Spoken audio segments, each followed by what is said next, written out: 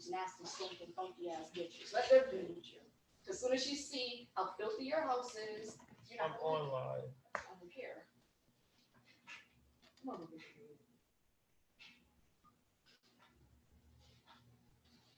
No, no. Yo. A little bit late, ran into had a client issue. Sorry about that, people.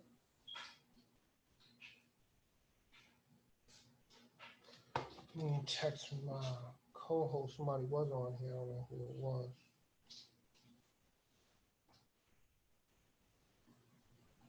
Give me one quick second. Are you recording? No, we're not recording just yet. Cool.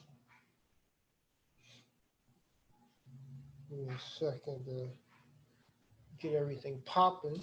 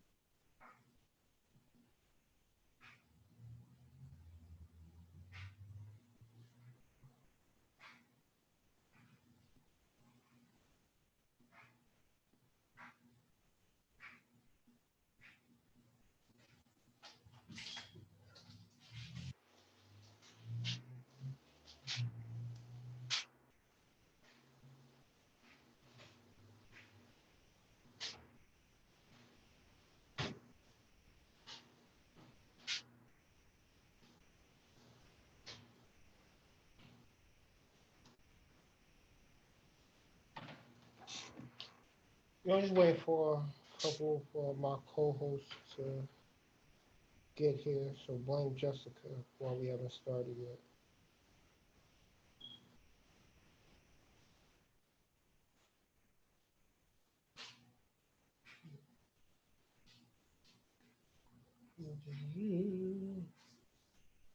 Let's share this to the story. Let's go get it popping today.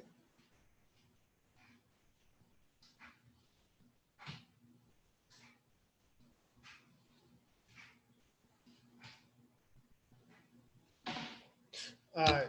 Waiting for my homegirl Jessica, my other co-host. Oh, yo, now she said that she forgot. This is, yo, how I just talked. Yo, listen, dealing with black people is real. It's really real because you try to be on time, and I know I set it up for 8 because I knew 8:30 was going to be about the time I was going to have to get some stuff going. But I'm waiting for her. Let's get this thing popping. If anybody's in the chat or watching, I'm on my Facebook, so definitely send a comment. Let me know. Let me know that you're in here. If you want to join me on the stream, let me see if I can post the link in the comments real quick. Just give me one quick second so I get the link. I can post it in here so we can do what we do. And I can talk shit because that's what I like to do. So I'm going to post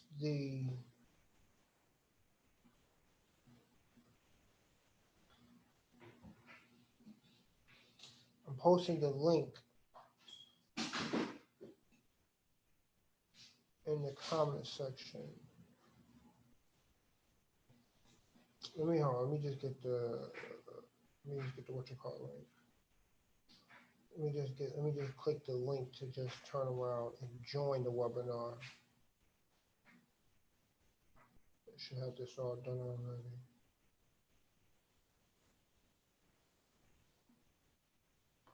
All right, that's how we're going to join the webinar.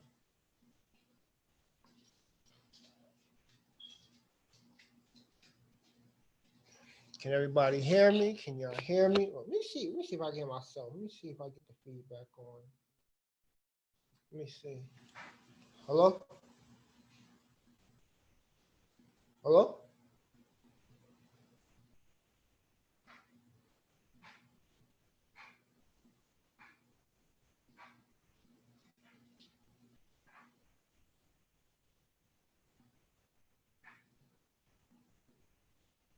All right, so we got the feedback on right. I'm in the chat. Put the phone up. As soon as Jess come here, we'll be able to start. But let me just go over the topics. One of the topics is today on Her Truth, His Truth.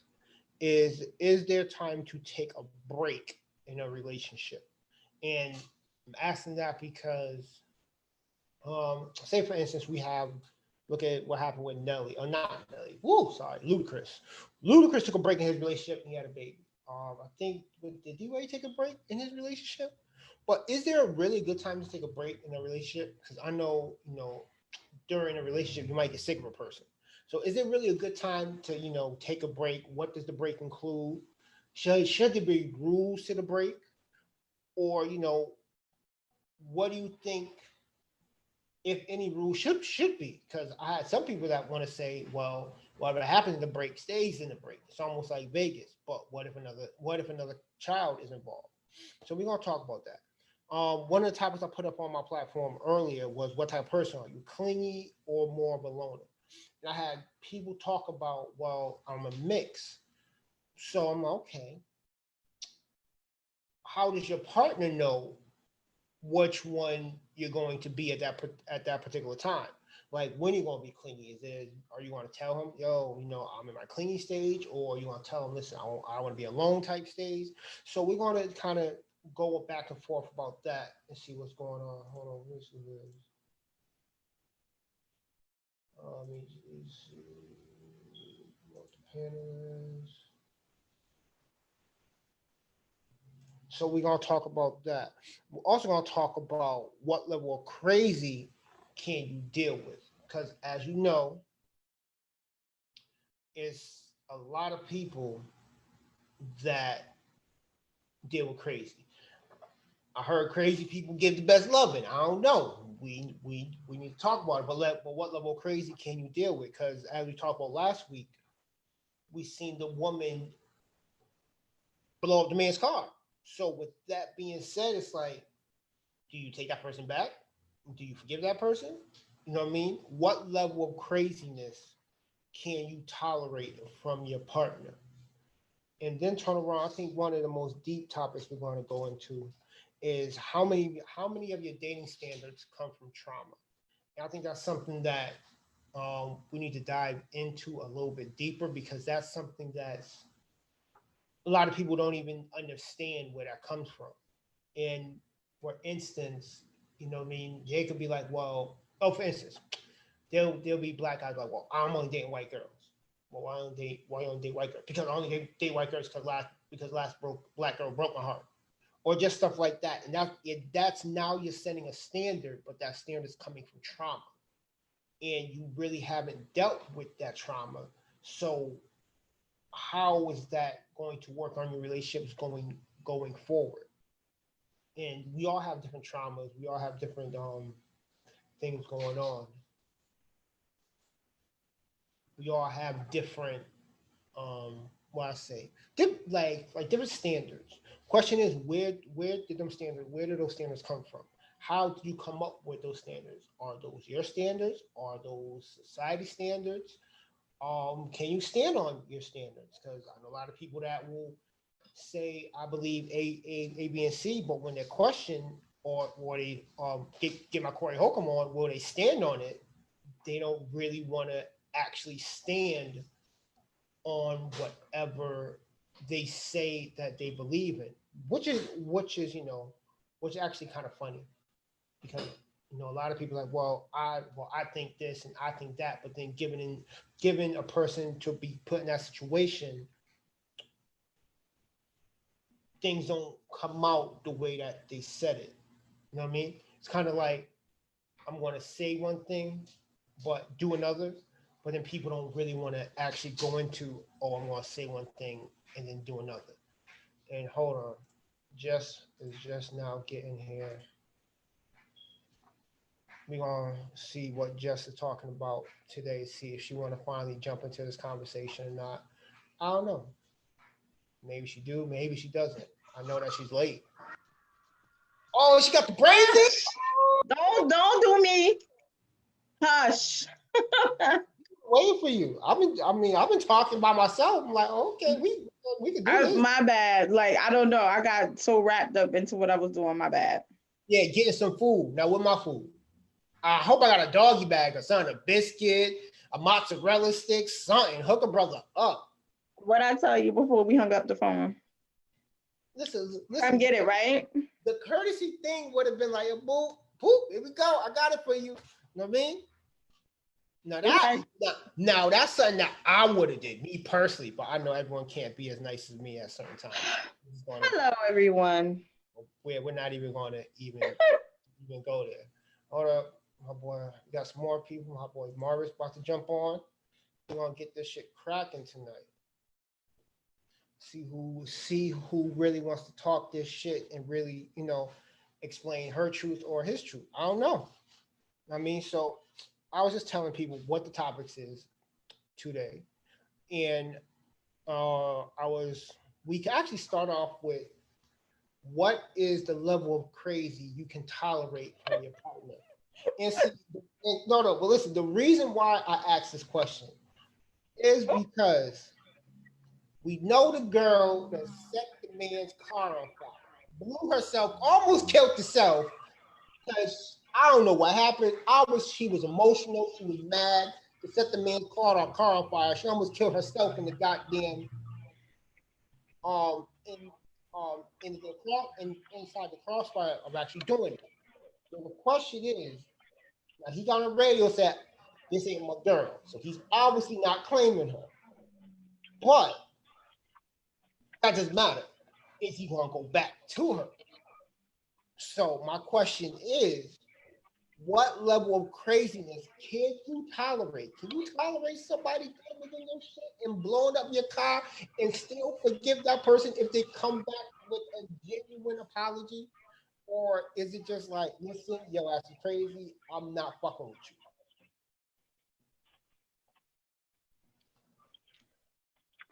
you? You asking me? I'm asking you. I'm asking everyone on this call right now, whoever want to talk. 0. I don't do crazy. I don't believe that, but go ahead. I don't do crazy. I don't have time for it. Crazy gets people put in jail or dead sometime. Don't love me that much. I'm good. Listen, I don't know. From what Drea says, she wants someone to shoot her. You love me that much, shoot me. I will take a bullet for your love. Please don't love me that much. That's scary. Listen, but listen, some people will get married, take them vows till death do us part. Is it really gonna be till death do us part? Woman, you mess up, it's gonna be death. Till death do us part. So you better stay your ass right goddamn here, or your ass is gonna die. You know, I always got a story. I had somebody that was borderline like that. I'm good. So what happened? You just said, I'm good, I'm gonna leave. But I'm saying I'm good and gonna leave. What happened? What I was in the club and I saw somebody I knew. It wasn't even the club, it was Piggy's. I saw somebody I knew. Shout out to Piggy's. I wanted to say hi to the person. And then I was going back to the person I was dating, like going back to the table. He didn't have a problem with that. On the way, somebody grabbed my arm to try to talk to me. So I said, no, thank you, I'm with someone. And he was watching, he had the crazy look in his eye. This is the ex-Marine who has a lot of guns and PTSD. So he was not okay, especially being in Piggy's as small as it is. So when I said no thank you, I was with somebody, I proceeded to walk away. The dude grabbed my arm again. Now he was obviously a little tipsy. That was it. From there, dude got up. It was a situation I could handle on my own, but he wasn't letting it happen. And then I just seen 5 other people get up behind him because his friends was there. And it turned into a thing. It was like really, really bad. I was really embarrassed. And then we ended up arguing behind it. And he was like, I was entertaining the person. I wasn't entertaining anything. I said no thank you. But And that's just one small situation. You know, there was a couple of little things. And I was like, I don't need you to care about me that much. Nothing was gonna happen to me. I know you wasn't gonna let anything happen to me for you to react the way that you did. And it just became a territorial thing. I noticed. He always had that look in his eye, and I was just like, you know what? It's a little bit too much for me. And I vowed to never go anywhere in public with him again. It was too much. So he was trying to love you. He was trying to love you just for himself. And he didn't see where he was wrong at. Like, you were literally about to choke somebody out for no reason. He wanted to make sure his woman is not disrespected. Or not tolerate disrespect. Unless I call you, because like, who's to say that this dude wasn't crazy? Anybody can get in anywhere with a weapon. All you gotta do is know the person at the door. Is it really worth dying over? Like, I wasn't gonna entertain that dude, clearly.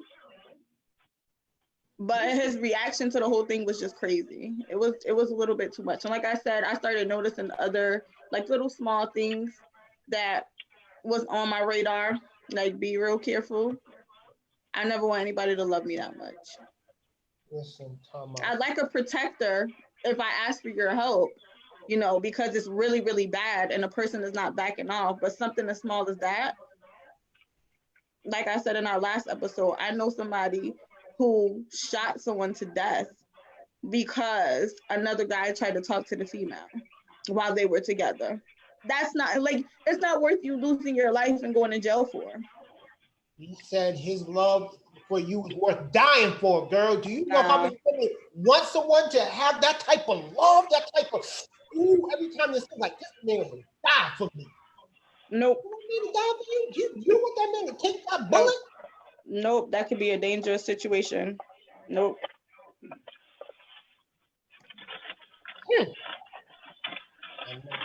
And I'm sure not about to go crazy over somebody that don't want me or, you know, is hiding me. Like, me blowing up your car, that girl face is messed up. She did jail time for what? Because she would not be disrespected. And she loved him so much, she's like, listen, I'm going to show you how I love you. Best revenge is not speaking to you. You can't be with me. Can I interject? Sure. I think people like crazy till they get crazy. Yeah, you're right about that too. Some people do. I don't. It's you know, it's people out here that, you know, oh, I want to be protected. I want to feel like I'm safe or whatever. So, you know, they deal with people that got that little crazy streak in them until they see crazy and it's too crazy for them. Once it becomes too crazy for them, now it's like, oh, I don't want that or whatever, which crazy don't have nothing to do with protect. You could be crazy as hell, but that don't mean you protecting anything. Right. But I think a part of that is maturity. A part of that is whatever mental trauma they got going on, and how they grew up or how they was raised, what they accept for things as what they feel like is acceptable behavior and what's not. You know. Absolutely. You know, crazy is crazy. I don't want nothing to do with no crazy. I like. I know that's right. You know, but you know, people gonna be who people are, and you just. I feel like you just gotta. You gotta watch. You gotta really people watch, because people will say that they one thing and they be something totally left. Right. Right. But that's my low input. Good input. I agree. But I heard the crazy people got the best loving. Yeah, that's why you get the loving and you get out. A lot of people get the loving and they stay in, and then they didn't understand what the type of crazy this person really was. Like, you know, mental trauma, you know, that's something that, you know, you can't fix that. Nobody coming in somebody else's trauma, they can't fix that. a lot of people try to stick in there and try to fix somebody's trauma, but if a person broken, they the only person that can fix themselves. You can't fix that. I don't care how good the loving is. I don't care if she's doing triple backflips in the bed. I don't care if he's doing whatever. Like, I don't care if he got the best dang meat in the world. He rub it, flip it, whatever. Like, if he got a lot of mental trauma, he gonna give you a lot of mental headaches. If they come with a lot of baggage and stress and all that stuff, and they doing crazy stuff or whatever, they put all that stuff out in the forefront for you. If you decide to take it, that's up to you. Mm-hmm. I just feel like once you in that bag, don't complain about it. Once you decided that, that's the avenue you want to go to, don't holler at your homegirls, don't holler at your homeboys. You just gotta take that with a grain of salt. Like, I love crazy. It is okay. It's okay. Just keep that over there. Yeah. Definitely.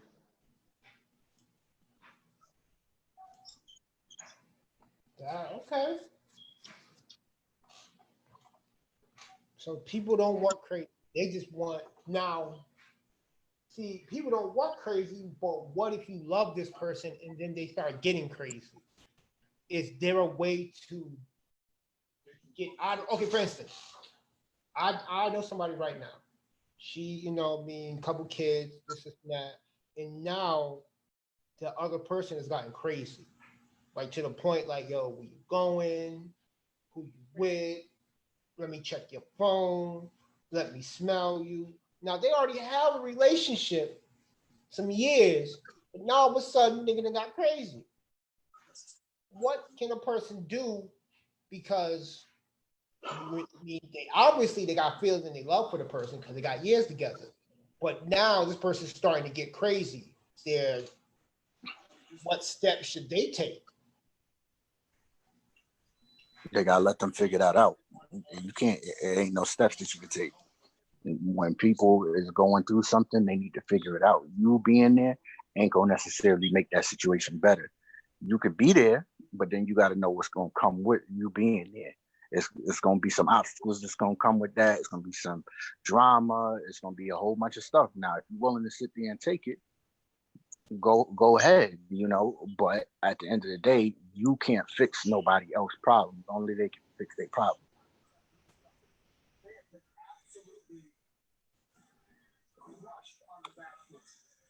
Anybody else? That's my what I think. I understand if you've been in a relationship with somebody, but you only can support for so long, and because at the end of the day, that's their mental hurdle they got to get over. But there's a lot to be said about the person that stays in that situation too. What are they dealing with? What are they struggling with that they feel like this is something that they deserve? Well, you can look at it. A lot of people want to save face. They do things for others. And what I mean by that is like, they worried about what other people saying about, you not a real ride or die. You not this, that, and the other. When things go wrong, you check out. Like, when you living your life for another person or whatever, or what other people thinking or whatever, when something is really like, because at the end of the day, you're the one in the situation. Nobody else is in it. They only know what you tell them. Right. So, they don't. What one person is able to handle, another person ain't. They're not able to handle that.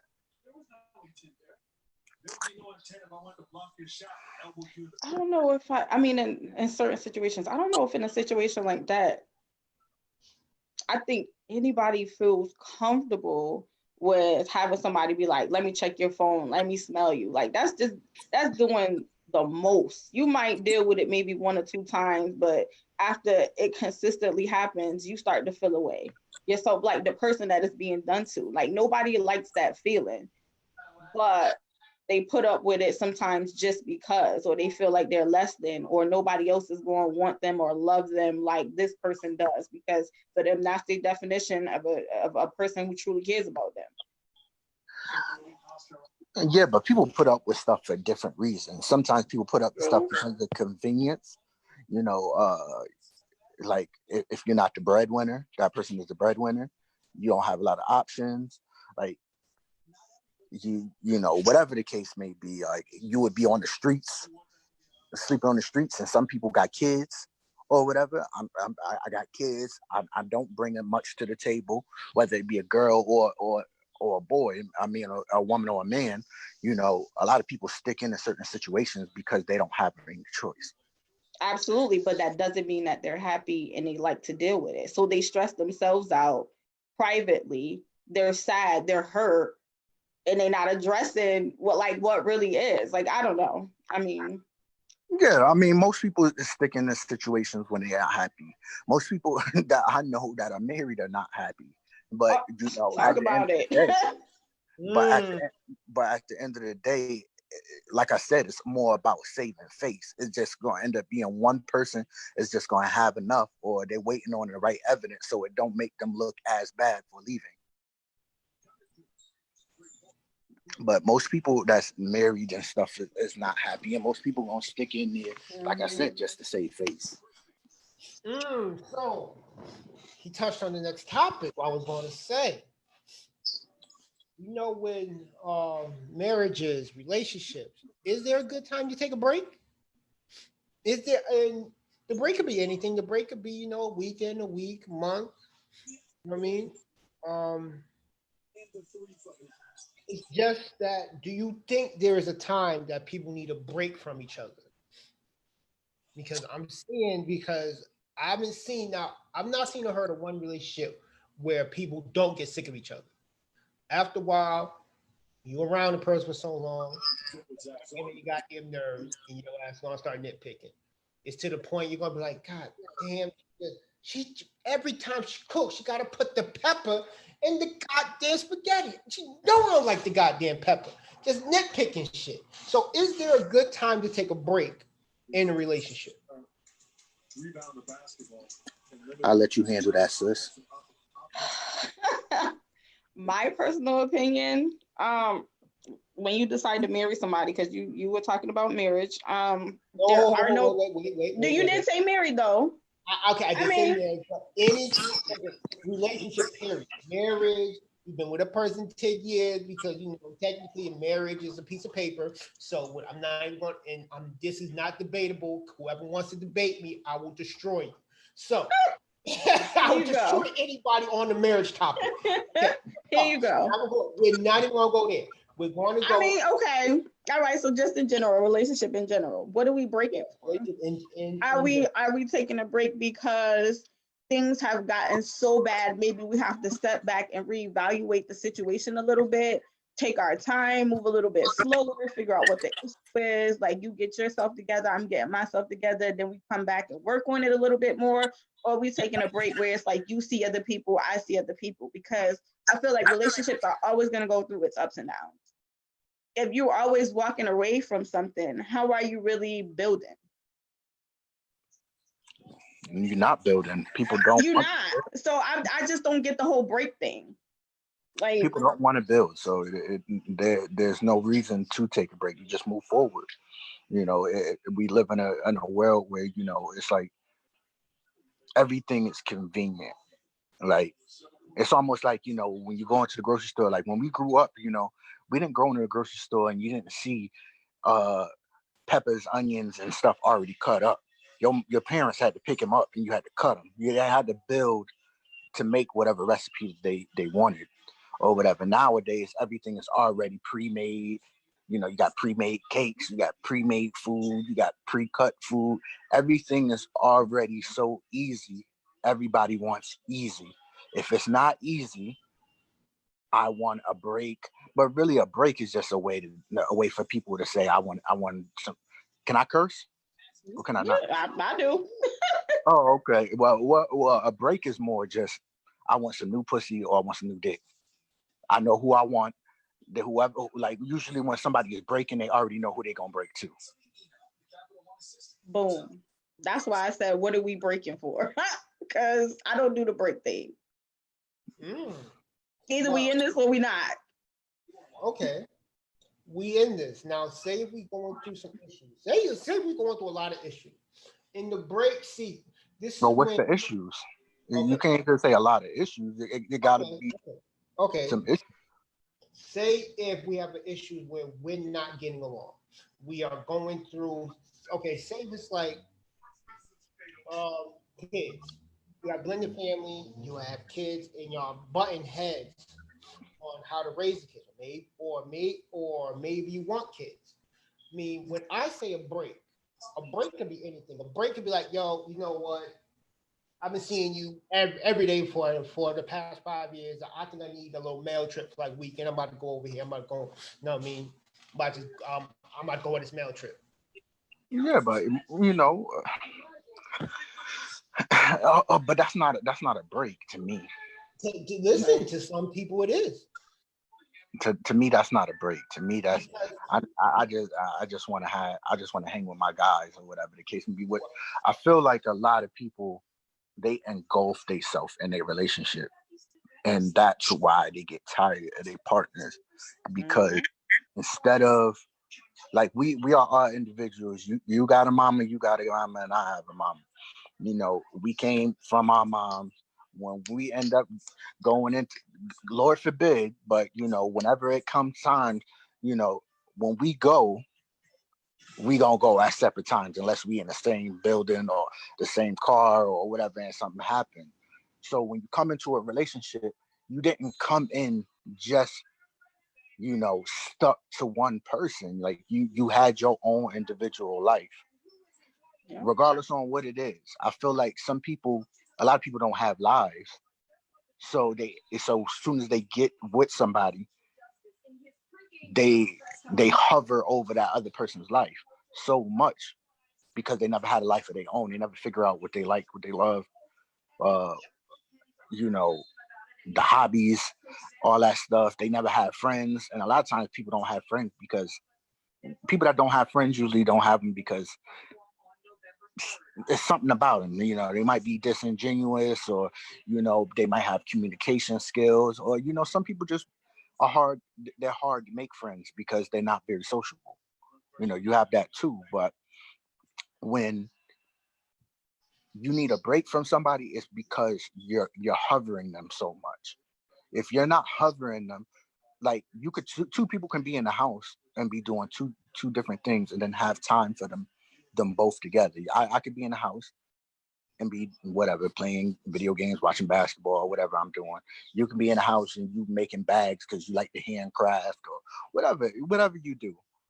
Y'all don't have to be in the same room or at the same time all the time. Y'all don't have to do everything stuck on each other's hips. Oh, what are we doing this week? What are we planning this week? Every week, I know as a man personally, that's draining. Like, because first of all, if I'm a chill person and you a type of person, I met you the whole time and you was a chill person, or you was mirroring me to be chill, but you really not a chill person. And then all of a sudden you want me to figure out every week what to do. That's draining. So of course the person gonna want to break, or they're gonna get tired, because it's like it's so much responsibility to make somebody else happy. And I think that's what it is. We put so much responsibility on making each other happy, and we're failing. That's why people want breaks so often, or want to move on and get something else. Mm-hmm. Well, Facebook is saying, is the break an excuse or result from building in a vulnerable, uncomfortable position? Say that again. Is the break an excuse or result from building in a vulnerable, uncomfortable position? Well, I think we kind of established that it's kind of like an excuse. Yeah, I mean, it is an excuse, but like people just creatures of habit. They want their cake and eat it too. Most people want their cake and eat it too. Men want their cake and eat it too. Women want their cake and eat it too. There's men out there that got a woman for certain things, and just like there's men out there that got one. Like I've yet to meet a woman that don't have a dude in the stash. There's very few women that don't have a dude in the stash, and just like it's a lot of dudes I know that got a chick that she could call, that he could call or whatever, just in case. So when you always got something to fall back on, how you really investing in whatever you got going on here, it's easy to drop out of it because it's always that fear of missing out. Like maybe this person over here to the left is better than this person that's over here to the right. But usually the person that's over here to the right or whatever is the one that's really grinding with you, really working with you, helping pay bills, doing this, that, and the other. And all the other person got to do is say, hey, you look pretty cute. That ass is kind of fat. And you feeling, you feel good about yourself because, you might not be getting that from person on the right. What you missing out on, that's what makes breaks, to be honest with you, because somebody always getting something. Some people do things differently, and what you lack, there's a lot of things that a man or a woman might lack. Somebody is looking for the other person, another person to replace those things that they lack. But then they get that person and they good at those things, but then they're not good at all the other things that the other person was good at. So you trying to say 7:30. 7:30. no, I'm just saying What one is it? that's why the break is like that, because it's like, you got somebody that does A, B, and C right, but they don't do, E and F and G. They don't do E and F and G, and they got that person that's doing E, F, and G, but they don't do A, B, and C. So you constantly trying to find that happy medium, but really they really want everything. They don't want bits and pieces. some people, not all people, Most because people want everything. I can honestly say, like Clyde know me. Like I have conversations with him about everything, especially when I'm annoyed by something. There's always somebody in my inbox. Mm-hmm. I'm not currently in a relationship, but there was a point in time that I was. And okay, there's somebody in my inbox. I could clearly have somebody on the side if I want to, but I'm going to look at that person that I'm dating for who they are. If I'm getting 80% of what I need and it's just that little 20, I would rather try to work on that with you, because if I leave you for that 20 and it ain't right, I just lost out. I'm sure in myself. Let me ask you something. Are you social media like heavy? I'm sorry, say that again. Are you social media heavy? No, I mean, I'm on it, but no, I wouldn't call myself social media heavy. Well, to the world we live in now, it's a social media world where it's heavy. So people are constantly comparing and contrasting their life to everybody else's life. So that's why the 80/20, that's why the 80/20 don't necessarily work as much as it did before, because people are always fearing that, like, well, I know this girl and she got, her life ain't all that good and whatever. Why she get that and I'm not getting that? And dudes is like, well, how he getting them cars and how he doing this and how he doing that? So people are constantly comparing and contrasting or whatever the case may be. We all do. I've had a little bit of that at some point in time, but when I know where it comes from, I don't necessarily glorify it a lot. Like I know a girl, like I live in an apartment, a townhouse. I know a girl that has a big house, but I also know she got a man that sells drugs. I don't want that for myself. So if you comfortable with your man in the house at night and somebody possibly shooting up y'all shit, have at it. I'll stay in my little townhouse and keep working on it until I get to where I need to be. It's nice. I like it, but at the same time, in the long run, it's not a benefit to you because that could be taken away. So it's also having common sense. Why are you looking at other people's stuff and like glorifying it some? No, that's understandable, but not everybody's like that. I get where you're coming from. Yeah, most people ain't like that. Most people, Yeah.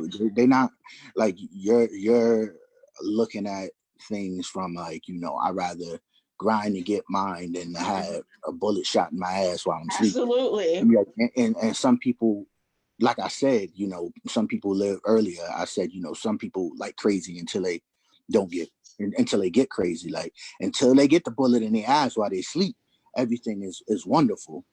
That fast life and this, that, and other until something traumatic happens. Even in regular life, it don't even have to be nothing crazy. Like, Right. you could be sitting there and texting on the phone while you drive, constantly texting on the phone while you drive, constantly texting on the phone while you drive. And then this one day you get in this massive accident, you break your leg where you almost don't have it, you lose your leg, or you almost lost your leg, and this, that, and the other, and so on and so forth. Now, you're not gonna text while you drive because Right. it takes for something traumatic to happen for something to change. Mm-hmm. That's just how it is. But when it comes to breaks and stuff like that, I just think that people that do breaks and stuff like that, they just wanted to play. Like, people want to play. People want to have fun. People people are attention seeking more than ever before, especially because of social media. You're constantly, like even you said it, and not to say that you were saying it in a bad way or anything like that, but you said your inbox be full with dudes. So like you turn down a lot of things. You turn down a lot of guys that probably try to holler at you, but Absolutely. But you're just one woman. There's many women that don't turn those things. Absolutely, I agree. That's just like like a man. If a man got a whole bunch of stuff going on in his thing, how many men is going to turn down maybe some chick that he used to mess with way back then and she's shooting her shot or whatever, but he got a girl. You got 4 or 5, 6 girls just hitting you up and, hey, how you doing, this, that, and the other, oh, I missed the times, this, that, and the other. Like, because men don't get women coming up to them every day. It's not a your inbox is full every day. I don't care how handsome you are. Like, I don't care how much money you have, because on the internet, unless you flaunt your money, nobody knows how much money you have. Right. So that dynamic is not there. So the options that having no options is not the same. But that whole, we're getting off topic, but anyway, that's what it is. Move on, Clyde. Okay. So I got a question on the break thing, because we got into the 80-20 rule and this is not, but studies say that it's for people that are married, that get divorced. People that remarry their same spouse, 76% say that the marriage works after that so-called break. Did you really find the stats on that? Because I remember asking you to pull those up. That's what I was pulling it up. I'm pulling it up. Okay. I mean, it should work if it makes sense. To me, it makes pretty much sense that it works, because people, like I said, people like to have their cake and eat it too. They go out their relationship and looking for something else, or looking something that's gonna be better than what they came from, and they realize a lot of times, like when you have something that's solid, or like solid good or whatever, or that 80-20, like Jessica said, like the people that search out for more, they end up not getting what they want, or they get less than the 80. They not in then drop down to getting 60, 50, 40, or whatever the case may be. And so now your 80 don't look that bad. Yeah. I can I deal ain't with about to 80. play myself. Right. I'm gonna lose my 80 to go down to a 40 or go down to a 10. Nah, that's why I'm gonna go back to this dude, because if he's still available, and if he'll still take me back, or I'm gonna go back to this girl if she can still give me an opportunity to be with this person or whatever, because yeah, she got this that I don't like, but she's way better than all these other chicks that I'm dealt with. She's more of a partner than the rest of these girls. So some of these girls might just want you for some money. Some of these girls, some of these dudes, they use you up, and they use you up for your youth. Oh, you was pretty then, but you ain't pretty now. So now I want me something younger. It can be you. Mm-hmm. The break might be needed because they always say if it's meant to be, if you throw it and it comes back, yeah, I guess it was meant. Ain't that what the saying says? If it's meant to be, and you throw it and it comes back, I guess it's really meant to be. Me? Yeah, but it's I know there's a also, couple of exes that if it was to come back, like, God damn, man. Woo, that second chance might be good because I fucked up the first time, or maybe y'all wasn't ready at that point in time. yeah, but it's all, everything is about timing, and it's about timing, and it's about like how you left. If you left on fucked up terms, like they did you wrong, you did them wrong, you ain't no going back for that. You ain't gonna go back because you ain't gonna never you'll forgive, but you never forget. Like I forgive anything that anybody's ever done wrong to me. You know what I'm saying? They did it, and they gotta live with with the consequences of that. Like I'm not gonna live with it. I'm gonna move on with my life, but I ain't gonna never forget what you did. So, at the end of the day, like it's all about how things happen.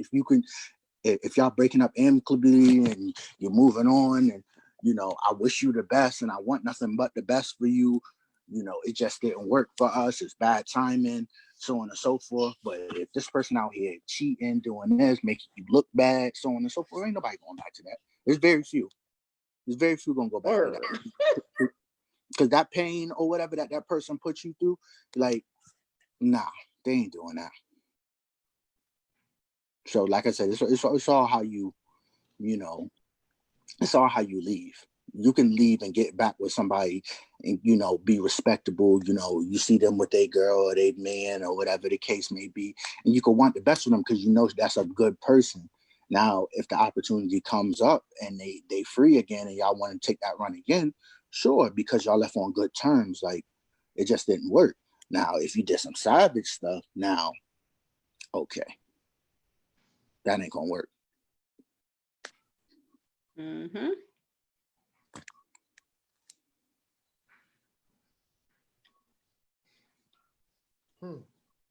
So, with that being said, the break could also lead into the next question. Next question is, well, I was looking at it because I got I put something on Facebook. It says, what type of person are you, clingy or more of a loner?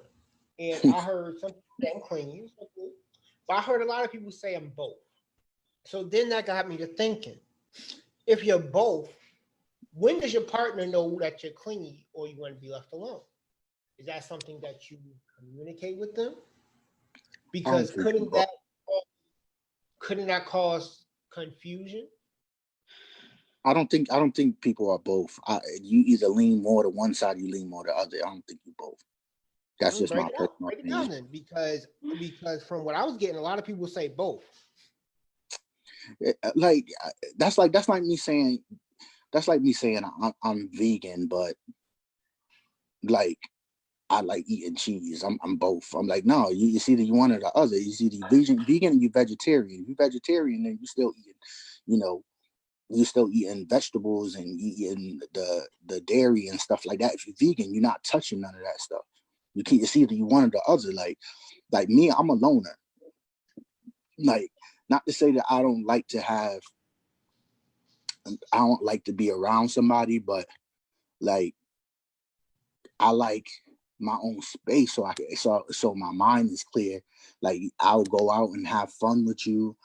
You want to go someplace, you want to go out to eat, you want to go to the beach from time to time, even though I'm not a beach person like that. But like, I'll go and do things and have fun, but at the same time, like, I'm just a chill dude. Like, I don't need much. Like, I don't have to be the center of attention. I don't have to like be going to the mall every week or going to every time what is that, funny bones. I don't have to do that. Like, I don't have to go to every event. Like, some people, they need to be up under their person all the time, and I feel like you're either one or the other. And that's why I think that a lot of times loners get paired with people that are clingy, and that don't work. You got one person that's real laid back, and you got one person that wants and like they space, and they like to get stuff done and do this over here. If you're a loner, a lot of times a loner is doing things, and they doing things, on their own to get the stuff done. And then you got a person over here that wanted to go, oh, I want to do this, I want to do this, I want to do this, I want to do this, or whatever, and together and everything like that. Like they just don't mix. They don't get on each other's nerves, and that's how half of people break up from now, because people get on their nerves because the one person is one way and one person the other way. If you got two people that's loners in the house or whatever, yeah, you're gonna sit there and kick up your feet and watch a movie, or you're gonna go to a restaurant here and there, but you do what you do.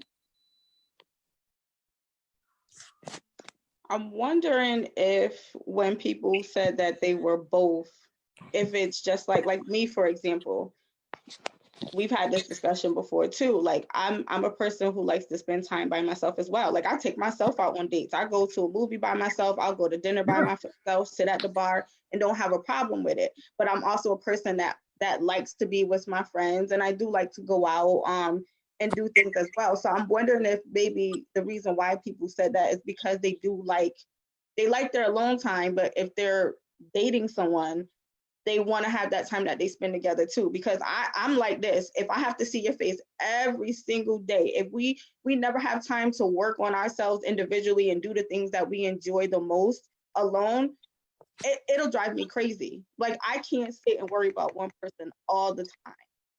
I'm not handling my business. Right.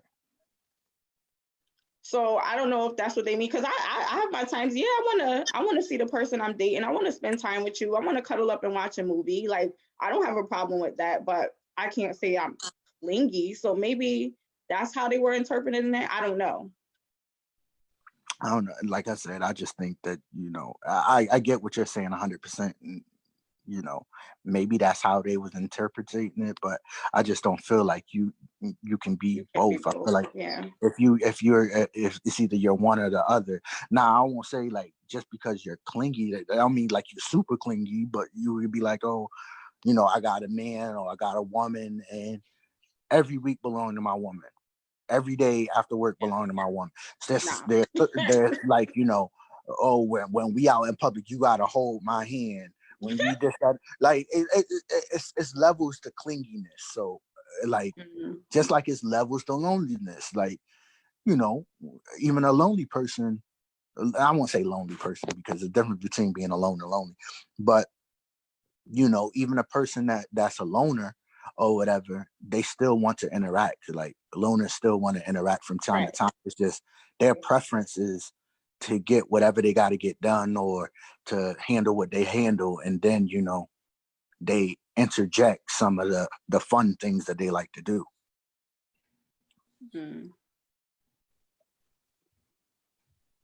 The question is, could you deal with a clingy person? No. Deal with it. Damn, we both said that at the same time. That's a hard pass. No. Listen, some people, I know a dude right now. This girl every 10 minutes, babe, where you at? Babe, where you going?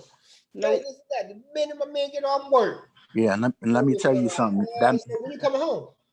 But let me tell you something. That dude is miserable in the inside because he can't breathe. It's like, he's right now he's in a tolerating stage. He's tolerating it or whatever. He love her for whatever reason he love her for. She probably is wonderful, sweet, and this, that, and the other. But just naturally, we like different things, and we like our space. Like, yes, you're my woman, and I acknowledge that. But there are things like if I'm too busy worrying about you, I'm gonna fuck up something that I'm doing. I could be doing some work or whatever in case, and you calling every second. I remember I was taking a test or whatever. I was taking a test, and I specifically told my parent like I was taking this test or whatever. And while I'm taking the test, they calling me. You messing up my you messing up my concentration. Right. And like you calling me multiple times. Like I hung up or whatever, and then you call me back. Hung up, call me back. And then when I finally answer, it's about something stupid. Now Hate you that. shaved off. Now the test is timed. I done shaved off some time, and instead of me really looking at the question, I just picked something. I got a couple answers wrong because you bothering me. You messing up my flow. Yeah, that's the worst too. Wow. So, it's nothing wrong with I think it's a wonderful thing to have somebody, but there's a such thing as overkill. Like we all sent here on our own individual missions as human beings. Like we got stuff that we got to conquer and things that we want to accomplish and stuff like that. But, there's a fine line between like loving somebody and being obsessed with them. I think some people that are clingy are obsessed with their partners. Right. And that could be a scary thing. I don't want nobody obsessed with me. No. I'm good. No. That's how you be getting the movies where the dude was the movie where Michael E. Lee and he hiding under the bed and doing crazy stuff. What's his name? Was it Morris Chestnut? I think he killed or whatever. But no, you talking about Idris Elba and oh shit, I forgot the name of the movie, but I know what you're talking about. Yeah, he got out of jail and killed everybody. No. This is a different movie. This is a different movie with I forget who the female was, but I know Michael E. Lee. I think the girl was originally with Morris Chestnut. She broke up with Morris Chestnut because of something, and she found Michael E. Lee, the light-skinned dude. Yeah, I know you're talking about. Or whatever, and she found him, and he was like perfect. I think it was Sanaa Lathan, and then like. They started dating, but then she started seeing him as like being crazy and stuff like that. So okay, I know what you're talking about now. It's so many movies that are like each other. Yeah. Right. But that's that crazy. Like there's a fine line. Like as soon as he got with her, he just went from being a perfect guy to being perfectly crazy. Yeah. Then he ended up killing off what's his name because he came back around and scooped her back up after she broke up with him. You don't even know what he looking at this dude like, man, what's wrong with him? Like, because people can bring their baggage from one relationship to another too. Yeah. People do that all the time. Because they can't be alone. They just gotta jump right back into something new. Yeah, that's a whole different other thing. Sure the hell is. That's a whole different other thing. That's now when you talk about trauma, that's unsolved trauma right there. That's unsolved trauma.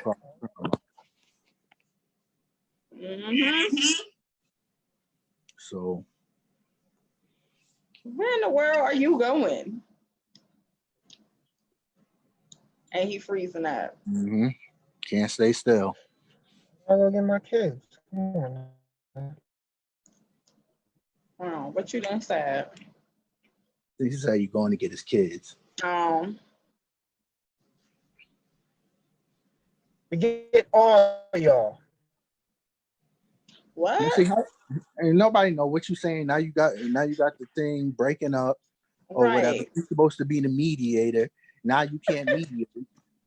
Like, come on, man. Negroes. See, it's different between black people and Negroes. That's what happened. Yo, shut your behinds up. Difference, black people can get shit done. Negroes, they just tear it.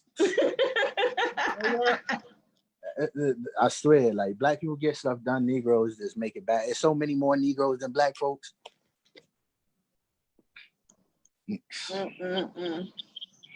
Victoria, this is Clive. He like to talk about different topics. But she said, you all over the place.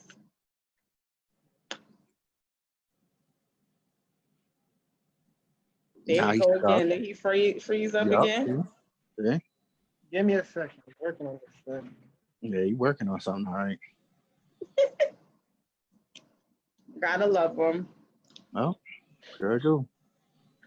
Forget. Listen, this is not going to be the we're going to mash on Clyde show. This is not how this is going to work. Man, you got to accept people for Put it what they together. are.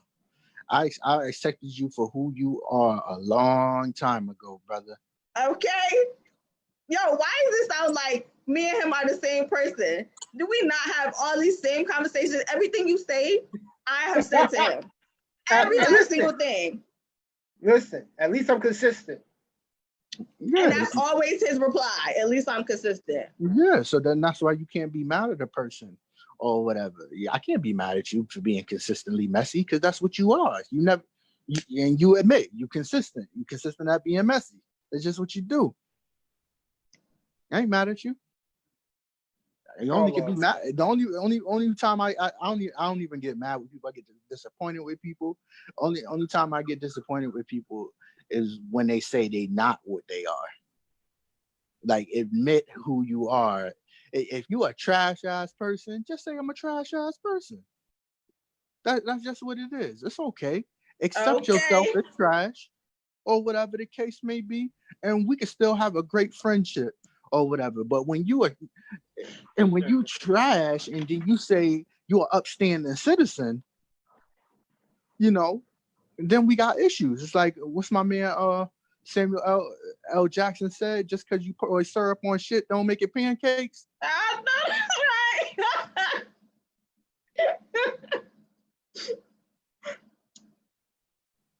That's what it is. All right, so now we got off.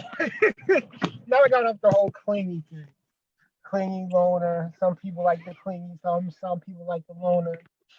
Well, loner's kind of a stretch, but like some people want to be up on your ass 24/7. You know what I mean? So like I said, some people do, some people don't. I don't like people up under my ass, but for them people, more power to you. Go find someone that want to put handcuffs and handcuff you to their wrist so y'all can never be apart. You know them people. They be dressing alike. They be having a matching outfits. They always so much. No, boo, no. Now you hang up first. No, boo, you hang up first. No, you hang up first. You know them people. Still do that? I thought we did that shit when we was in high school. Man, listen, man. Some people even. can't get enough. Some people cannot get enough. Falling asleep on the phone and shit. Yeah, man, you hang up. No, I miss you too much. No, you hang up. Or they just be later, or you just know every time you turn around, that person with the person like, damn, son, you. Yeah, but I think just thinking about it right now, I think that clinginess is a part of control. Touch on it. Like, if I know what you're doing every minute or every second, I know how to prepare for you. I know how to prepare for you. I know how to get around stuff that I want to do. I know how to finesse things into making stuff the way I want it to be. Mm-hmm. It's almost like when you're clingy, it's like when you're so clingy, I feel like a person that's really clingy could end up getting away with a lot of things if they really wanted to. Because you're showing so much affection, a person wouldn't even think about you doing nothing left. So it's kind of like you drunk with they clinginess. It's like you won't even see stuff coming that you would normally see coming because this person is just dousing you with, oh, what you doing, where you at, oh, I'm what we doing this week, what we doing that week. So then when they do want to do something or whatever, like they know exactly how you gonna move, what you gonna move, where you gonna move, who you gonna move with, where you're at. They can see if you lying, if you're not lying. Like they sitting there, you done change. I went to the, they sitting there like going crazy on you. Okay, so that's it. Now, that's an interesting point of view because we go into the next segment. What what are your standards for dating, and have they came from trauma? Because the clinginess could have came from trauma, where maybe they lost somebody, maybe their last person cheated, so they're like, well, I'm gonna stick this motherfucker like glue. You know what I mean? It could be, like maybe they didn't have a father figure, a mother figure, so now they're sticking to the person looking for that. So how many standards do you have, and which one of them have came from trauma? I think it's 50-50. Maybe a little bit less. Depending on the person, each person is different. Is everything caused from trauma? Something caused from like trauma? What is trauma? Do people even know what trauma really is? Do people even know that some of the things come from trauma? Do people even know that a lot of standards are society based? You really don't have a choice in them. That you never really had a choice. That you're just following a programming that comes from your area. So I'm a little bit lost. What you want us to? Y'all could dive. Okay, so basically, what are standards? What are your standards? What are other people's standards? How many of those standards can you say have actually caused from trauma? Or maybe trauma that you've been through, or maybe even trauma that someone else has seen, that now so now, since they've seen that trauma, you have adopted their standard. Because I was just using cleanliness. What if somebody got cheated on? So now turn around their standard and say, okay, I'm gonna be clingy because I don't know what this person's gonna do. But that standard came from the trauma of them being cheated on. Well, they need to fix that before they even jump back in a relationship. Like, a lot of people don't fix things about themselves.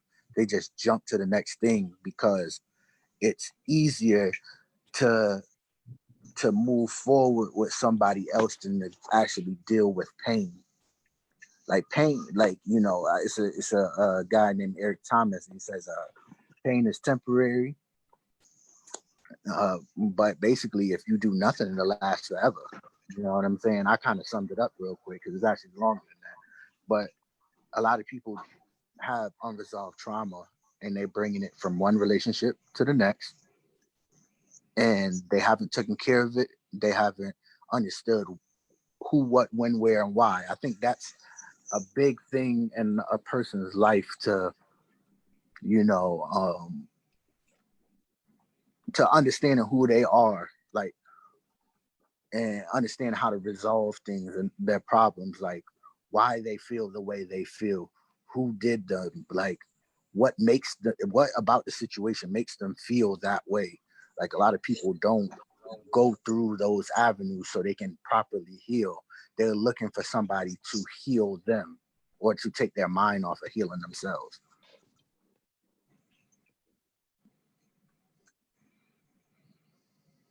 Do you agree, Jess? Yeah.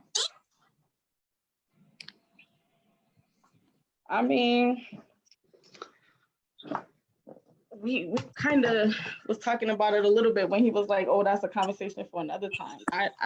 I definitely do believe that I know people that jump into different relationships, like change clothes. 1 minute you see them with this person, the next minute, next week, or a month down the line, you see them with a whole nother person that they posted on social media. And I'd be dumb confused, like, hold on. Mm-hmm. Like, when did you get time to breathe, to process whatever the reason y'all broke up, whether it's good or bad, and meaning good, like meaning not so traumatic. When did you have time to work on yourself? Because sometimes we don't even self-reflect on where we went wrong in relationships. Everybody likes to blame the other person so easily, but there could be something that you did. And a lot of people aren't ready to admit their own faults in certain situations. So I'm pretty sure that person bringing in the same shit they did in the last relationship into the next one because that's their normal. So yeah, people do have their own trauma that they don't deal with, and they bring it into another situation and then mess that person up too. Yeah, I mean, but that goes along with accountability too. Like, a lot of people Yeah. ain't accountable for their actions and stuff. Like, you know, like I know people that be in relationships. I've known people in my past, and I know people now. Like, they'll be in a relationship, and like they knew they knew in February that they was gonna break up with this person in May. They getting the closure for themselves all throughout the months.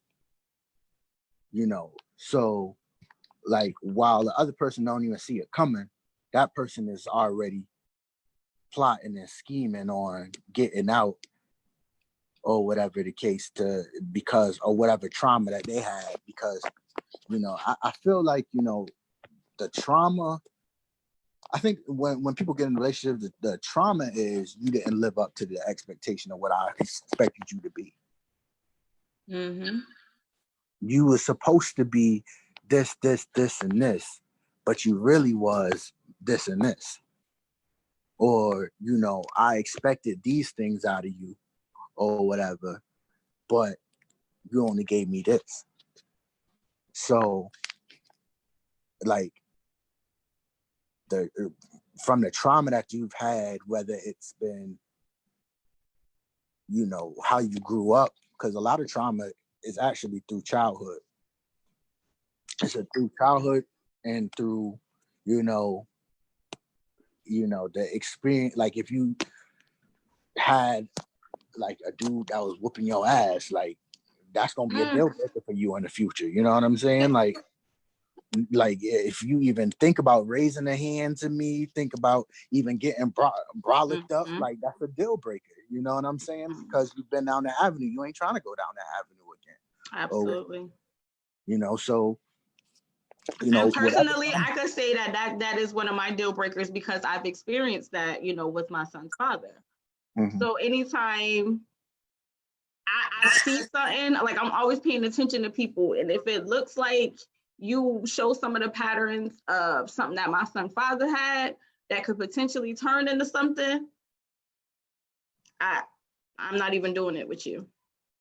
So that's my deal breaker from that situation. Like, if you ever put your hands on me, one and done. I ain't even, if you look like you about to put your hands on me, I'm out. Yeah. And I have those standards for my friends too, because I've had plenty of friends that have been in domestic situations, and it bugs the shit out of me. Cause not every person will leave a person after they've been hit or, what have you, physically assaulted in some sort of way.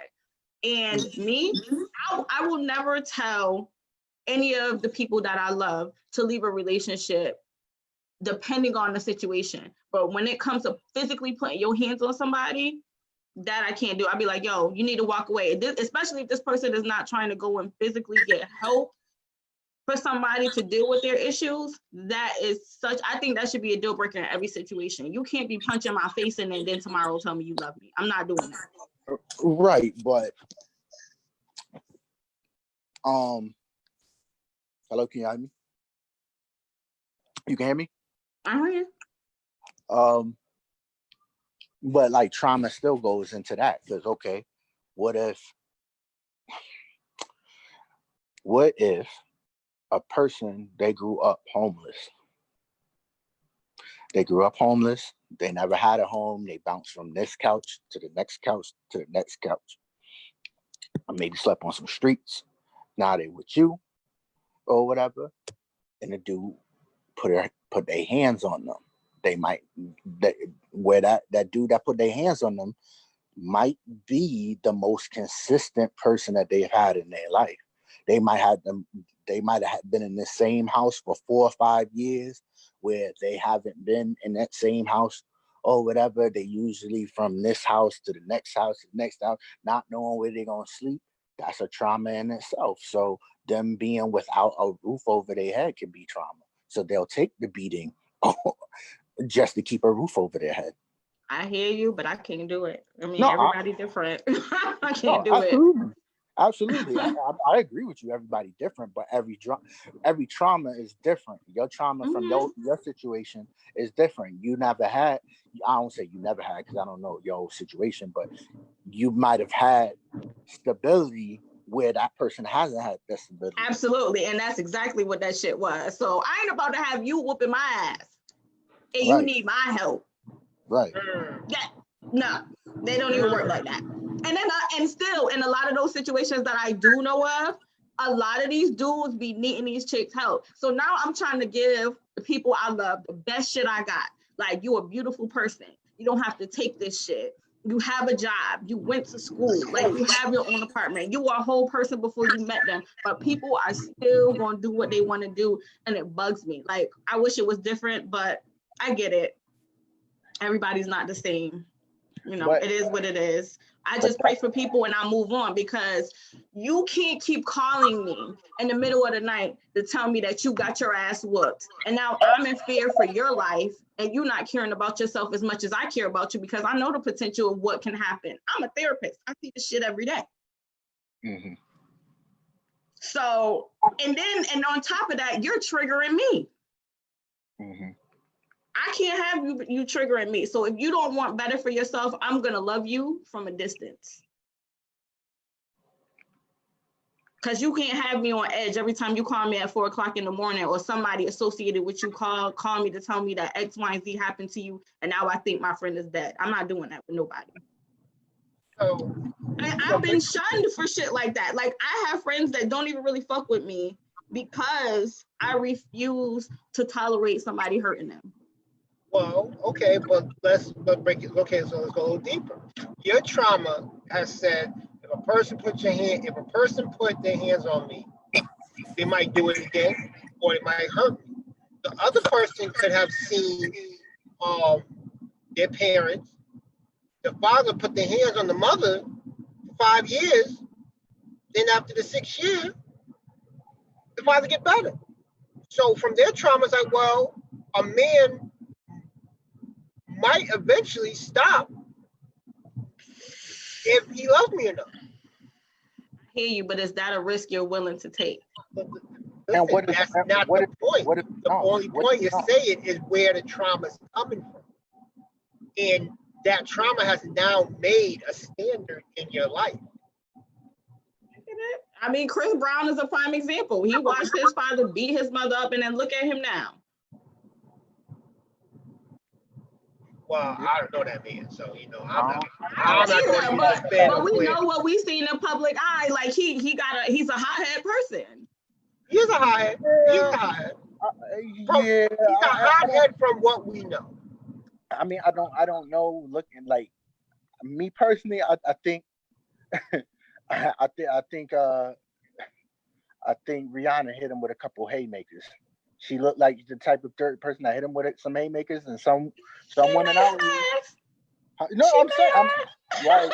That's what I'm saying. She hit him with some haymakers, and he probably gave it a stiff arm at first, because that's what a lot of dudes do. They give you the stiff arm at first, and then she caught him with that one good one, and then he just went sick. Like, it happens. It happens. Like, you just not supposed to put yourself in them situations, but Rihanna wasn't the only one where he was physical. So True. I don't know.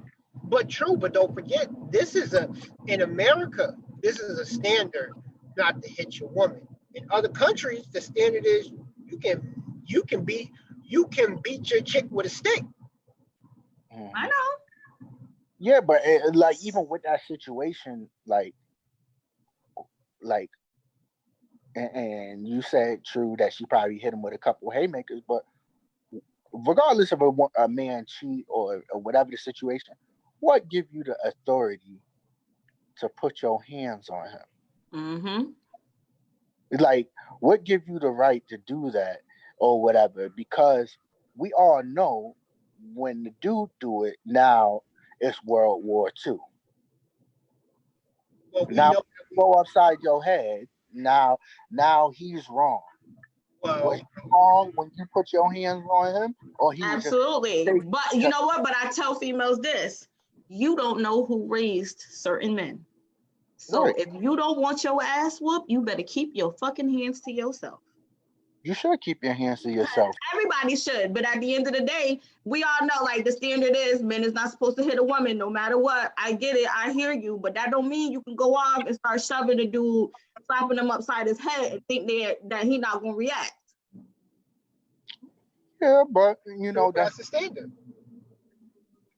that's just man's not supposed to hit a woman, but and I don't condone it. I've never put my hands on a woman before. I know I done got hit in the face, and I ain't gonna lie, I saw red. I thought I was going to Yeah, jail. I bet you I did. walked out my house. I must have been doing like $120 on the highway because I knew if I didn't, it would have been real bad on me, and it only take a split second to get out of character to do something that you don't never really do, you would never think you would ever do.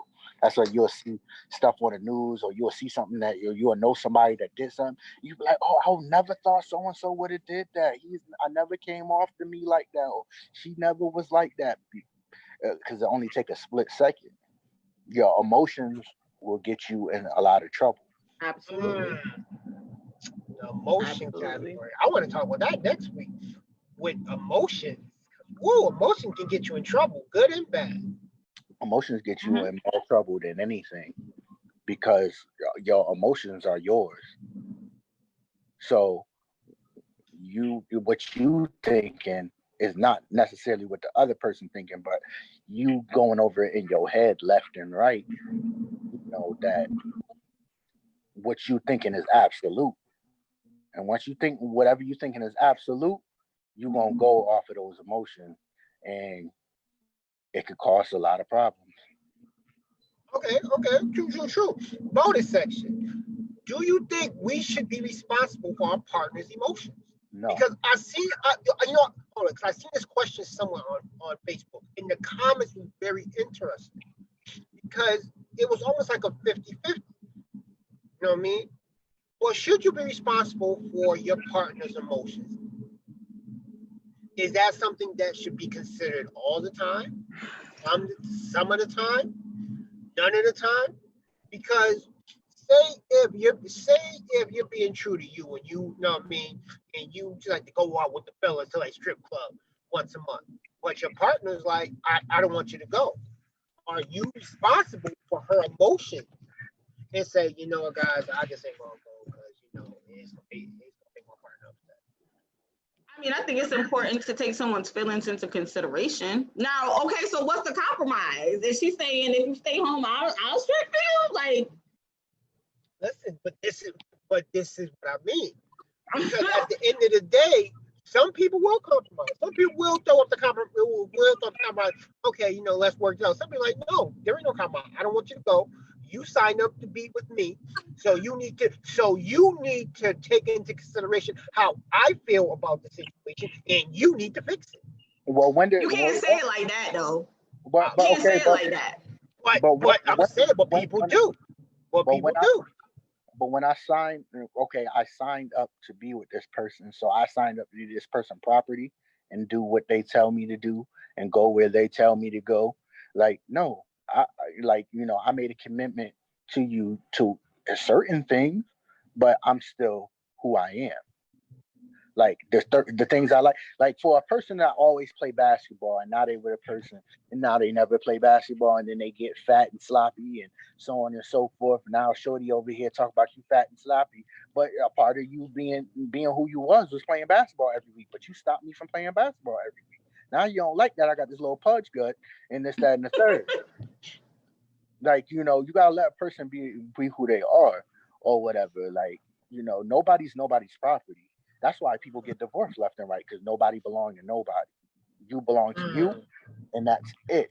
You now, a real person, a decent person will respect somebody's opinion, and if they care for them enough, they will adjust their lifestyle to them, but they don't change who they are. If you change who you are, most people end up stop liking who they are in general, and now they Right. upset with who they are. They don't know who they are, and that's how it causes depression and all types of stuff. And once you go down that depression slippery slope, that's a real bad one.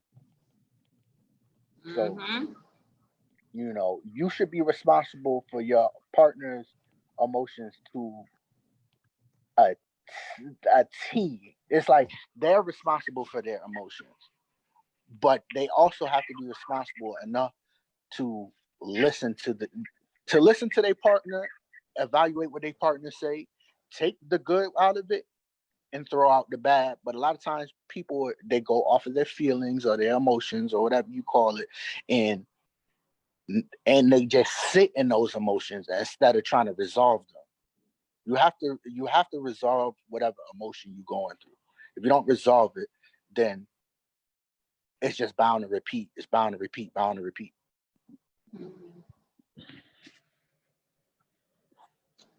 Agree. Is it true, Jeff? I said I agree. I just feel like your emotions get you in a lot of trouble or whatever.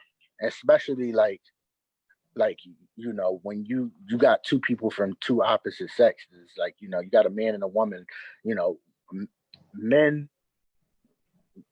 I ain't gonna lie. It's a lot of dudes that's extra emotional out here. I ain't gonna hold you.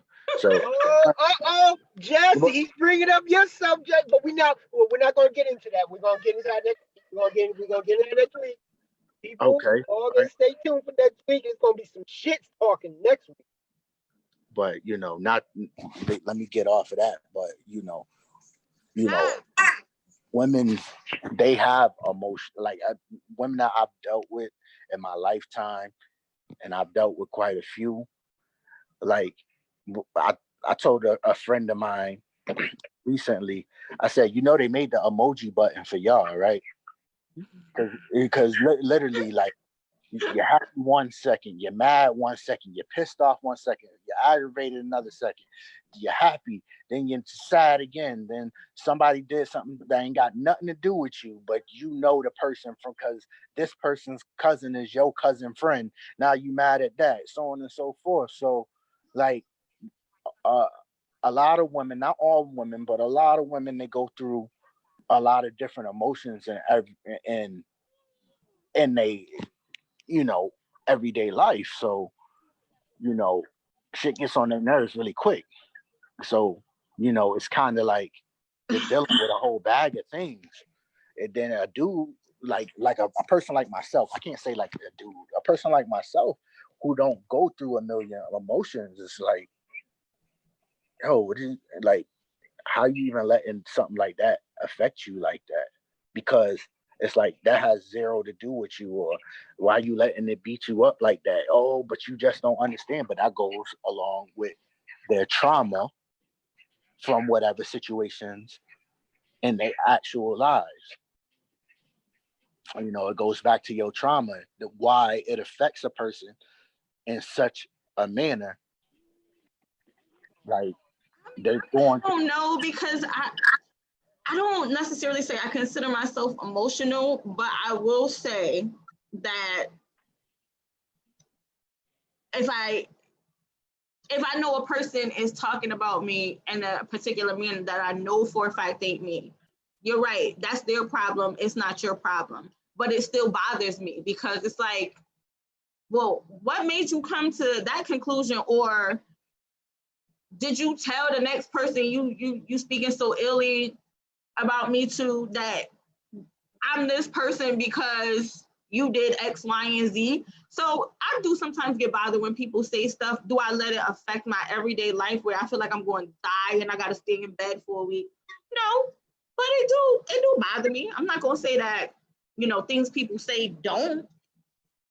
Mm-hmm. I don't know. I mean, and I understand where you're coming from, but that's I think even with that, though, a lot of things come problems come with people is because a lot of people, whether it be friends and family or a lover, they're not genuine with their partners or their friends or their family. Like, I've been called an asshole plenty of times in my life because I say what I mean and I mean what I say. You're not going to always like what I say. It's going to be hurtful sometimes, but if I care about you enough, me talking to you and telling you something, even if it's hurtful, it's coming from a good place. Right. But a lot of people surround themselves with people that coddle them, so they don't have to have their problems. They don't have to look themselves in the mirror. You know, they don't have to be accountable for their things. They can always woe is me, and they got somebody that's a cheerleader for woe is me. Right. So, you know, if you have more genuine people, you probably wouldn't have as many relationships, but the relationships that you had would probably last longer. Oh, I agree. I don't have too many friends. I've known Clyde since 3rd grade, so well, him, one other person, and and then I have like 2 best friends, and that I've known for almost 20 years. So you might see me with 1 or 2 people all the time, and that's because I don't like. I tell people all the time I need good vibes around me. I have one person, and I take my time to get to know everybody. I had one girl who, pretended that she wanted to be my friend, but then she told me something to play me against somebody else that I've known longer than her, that I kind of met her from, and it just got too crazy. And I had to say to her, if you want to be around me, I like good vibes. I like to have fun. I like to do things with my friends. I like to go on trips. But if you about to start all that negative bullshit, please keep it away from me. It was nice knowing you. Like, keep it cute all the time, or just stay away from me. And the girl was, and I was really nice about how I delivered it. And she deleted me off one thing, but she's still on my Facebook, ironically. Of course, because she still want to see what you. She still want to see what you're doing. She still want, like, people be competing with each other and trying to, let me see what she's up to. Let me see, like they comparing and contrasting and stuff like that. For what? What? I don't I know why. I know the answer, but I don't know the answer. Like, I just don't understand why females are like that. Some guys are too. Don't get me wrong, because I know a few. But for the most part, I know women, we tend to be catty. Yeah, that's why women don't like each other. women I just had a conversation with my cousin about that, and I was like, you don't really see a whole bunch of women that really like other women because they know how other women are. Like, when you know how other women are, like, oh, this chick always got drama. Nope, I ain't want to be around her. Nope, this chick over here, she got a man every other week, and she calling me about that.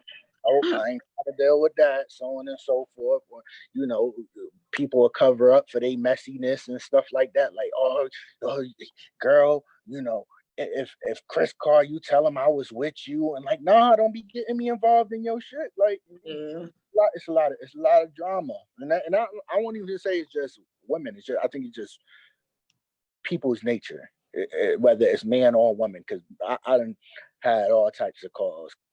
So I can't just say it's all that, but I do know for mostly, like,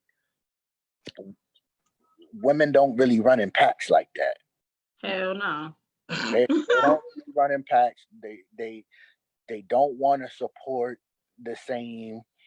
Like, it's like, yeah, you got the black girl magic, but like her magic looking a little bit more magical than mine. Like, like what make her be able to get the man and the nice house and the nice car. Like, I deserve those things too. Like, you get that. You like, oh, how she get with him? Like, why he with that bum girl? Like, I known him for years. Why would he be with her?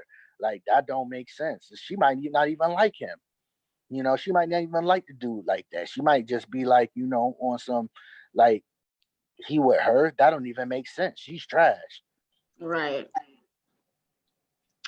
God bless people. I can't be bothered with none of it. Uh, Yes, she can. You're lying. Yes, she can. No, I can't. You know I can't. I block people real quick. people are I got my motto, and people are who they are. Like, I'm not sitting here trying to change nobody. Just accept who you are. That's all I ask for people, is accept who you are. If you trash, be trash. That don't mean I can't be cool with you. That mean it's just you're not gonna be in my circle. Right, you know how to operate around them. Yeah, it's just like, yo, Mhm. this is we this is as far as we go. But people be putting up them smoke and mirrors too much. For People be no damn reason. Because sometimes that person that you are, some people might like it because they don't want the pressure or anything else. right. Right, but people gonna be smoke and mirrors because they want to fulfill this image, or they want people to think that they done did this and did that, or whatever. They talk this big game, and then you find out the big game was actually a small game, and they ain't did this and they ain't did that, or whatever the case may be. They just wanna be portrayed like they're doing all of these things, that they're making all of these fantastic moves, that they're doing that. Everybody wants to be somebody, but some people shoot to be more. They portray to be more than what they really are. A lot of people portray to be more than what they really are. People put a picture next to a fish tank, and it looked like they swimming in water, but they were just at the dentist, and they had an aquarium, the little fish tank at the aquarium. Right. That's just what people do. Like they gotta make it look like everything is perfect, and that's the biggest sack of shit ever. Like, just accept that you're gonna have good times in life, you're gonna have bad times in life. Right. Everybody goes through them. Sometimes your good times is more than other people's good times. Sometimes your good time might last for 3-4 months. Mine only might last for 3 weeks. Mine might last for 2 weeks. Might last for 2 days. Then it go back to whatever. Then I might have a little time where I'm just in this one space. I'm not neither super happy or I'm super sad. I'm somewhere in the middle. Mm-hmm.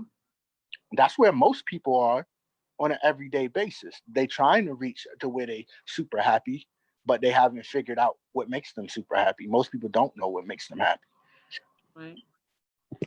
But Which is why I always say it's important to take that time for yourself, just to like figure out what you want. When you always in something, in the mix of something, how are you focused? How are you goal oriented? Like I don't know. yeah, you should figure out what you want, but how can you figure out what you want if you're not around the right type of people? A lot of people are around toxic people. That's So true too. so when you're around toxic people, like, you're only drowning in more toxicity because that's what you hovering yourself around. Your mind is kind of like I just said before, like you're drinking, like, but you haven't drunk anything, so you're intoxicated, you're just dazed, you can't focus right because you're just around a whole bunch of negativity breeds more negativity. Mm-hmm. You ever walk in a room and you be like, oh, it's a good day, and somebody just start talking, and your levels just go down because it's like, Work. My last job. Yes. yeah, like you Prime gotta, example, you say good morning, you walk in, how you doing? And then somebody always come with the sad shit. yeah. Like, damn. And then you got to figure most people are miserable, and like I look at life like I was talking to my cousin about this. I said most people are really miserable because they don't even like what the fuck they do for work. Mm-hmm. Yeah. You got to go to something every day that you really don't like to do Yeah. or whatever. Most people are doing that because they just got to pay bills to keep a roof over their head. So Mm-hmm. they're putting on this fake smile, even though at the end of the day they butt hurt every day.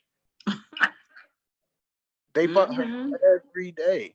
They don't look at like the brighter side is, oh, I'm employed, You know, I have a roof over my head. I got a car to get me to point A to B. They don't count their blessings. They counting all the stuff that they don't get to do. I don't get to go on a vacation every 2 months.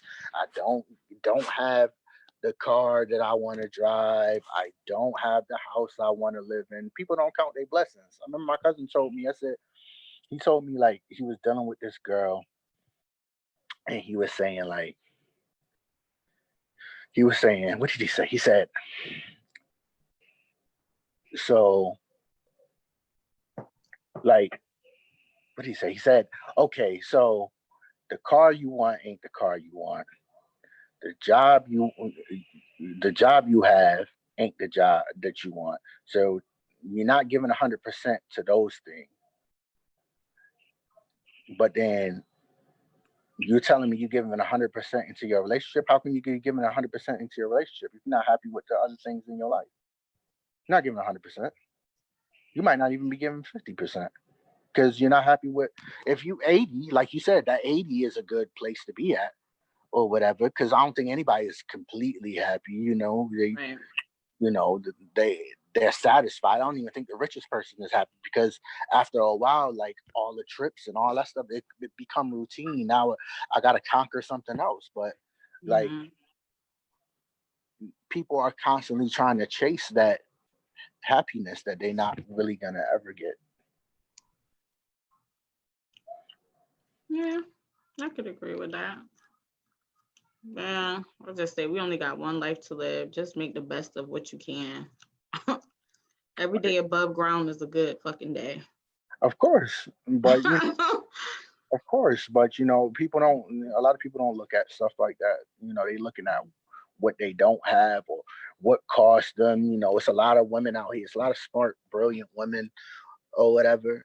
And, you know, a lot of them is parents.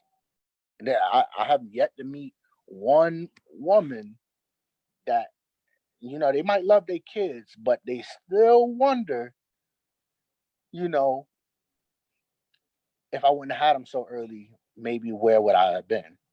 It's never not crossed their mind, you know, like. No, I could say the same thing. I have a son, and I've been a single parent. My son will be 17 next month. 17? And of course, I think about it. Like, I love my son to pieces. Absolutely. I'm not saying you don't. But, you know, no, I know you're not. But I'm just saying, like, I agree with you. I would do the same thing. Like, where would I have been? You know, would I have been a little bit further along had I not made the choice? But I also think, you know, there's a blessing in my situation too. So. Absolutely. Absolutely. Because now, what you got, one or two? Or One. so you got one son, he out the door. Yeah. So, you know, it's some people that got little kids, they still got 12, 13 more years or whatever the case may be, and y'all the same age. Yeah. So, you know, you look at it in that standpoint, like you X amount of years old, like now, you know, you can start doing a little bit more for you. And of course, you still gonna look out for your son because that's your son. But, you know, it's like you kind of get to not be in such a mommy mode no more. Like he's already 17, so you don't have to be mommy like that. But, you know, it's like you get to breathe a little bit, you know. Some people ain't, they just starting to go through it. You know, the crazy thing is, I want another one though, but the right way. Like, if I can't co-parent and be with the person, possibly be married, like I can't do it by myself all over again. But I bet. you know, I bet. people tell me I'm crazy all the time because I want another one. Like, I never thought of my son being by himself, you know? Well, he by himself anyway. He gonna be by himself regardless if you have. I know, because of the big age gap. I know I'm a little crazy, but you know, I did the college thing. I finished. Yeah, and that was I'm sure that was a lot of work. Oh yeah. There was times my son would be at school with me, holding on to my leg while I'm giving a presentation, but nobody was gonna make me quit. That's determination, but yeah, I don't think it's crazy. I think I don't know, like, you know, people have baby fever and stuff like that. You know, women have that a lot. You know, it's more or less like, you know, I feel like we've been like programmed to have this nuclear family, and kind of hard to like, it's even as much as like people break up and stuff like that, like it's still kind of hard to like push that aside and just be like, oh, I just want to have a child and just for me. Like, you know, you want to give your child a complete home, you Right. know, complete home, mother, father, you know, Definitely. you know, a little bit of, you know, you gotta have both, you know, but we live in a different world. We live in a different world now. It's the values ain't the same. They sure ain't. Like people morals ain't the same. People don't even have morals, and you know things that like people that sell their soul for money. Like, people sell their soul for money. You know, the people don't have no values or principles no more. They just, you know, whatever they could do to get popping or get some views or you know, to seem like their life is better than everybody else's life. You know, that's what they going to. Yeah, absolutely right. People live in an illusion. They wake up every day and walk outside to another illusion. As soon as they look on the phone, and that's another illusion. Like, Mm-hmm. it's just how it is. Craziness. Yeah, it's craziness. Craziness. It's just what it is. Like, it's just what it is. You just enjoy life for what it is instead of trying to make it what you want it to be. That's how I look at things. I try to just appreciate life for what it is instead of like what I would wish it was. You know, I used to think a lot of things. Oh, wanting marriage and this, that, and the other. And you know, now I'm 32, and I'm like, yeah, like it's a lot of. Do that a little bit. Like I do that. I wish for certain things, but I also know that there's a reason why people go through what they go through, and you do have to respect the process and the journey.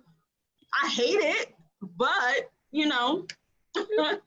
Yeah, you respect the process and the journey, but how long? Like, you know, it's like as you get older, like let's say when you was younger, when you was in your, not to say you're not I'm in your 38. It's okay. I'm 38. yeah, no, I'm not saying it. I'm just saying in your primal young years, like you got to think like how many things, like, oh, I like a guy like this, I like a guy like this, I got like a guy like this, or whatever. And as you got older, that list just shed more and more. Oh, okay, I can understand this. You being more acceptable to this. No, this, that, and other. Oh, he got to be like this. Like, oh, he got to be taller than me. He got to be like, the list just comes down as you get older. Yeah, I mean, I believe that like certain people feel like, well, damn, I'm this old. It hasn't happened yet. Let me adjust myself a little bit. I don't know if I would necessarily want to adjust myself. I can't say I won't do it, but I'm not in that phase yet where I'm like, all right, I'll be willing to accept this. Not yet. I'm not there yet. I hope I don't have to get there. Yes, you will. We all do. We all get to that point where like, man, fuck it. It is what it is. Well, that's why I said I can't never say never in my situation. I understand and I agree with everything he's saying, but I'm just praying I don't get to that point where I settle just to say that I have what I really want. Settling though? If you start to cross things off your list that you know you truly wanted, yeah, it is. Just to say you have something or somebody. Well, people will settle for a lot of things. People will settle to get married just to say that they was married. Do, absolutely. And guess what? And how well does that work out down the line? It never works out or whatever. Exactly. But they can cross it off their bucket list.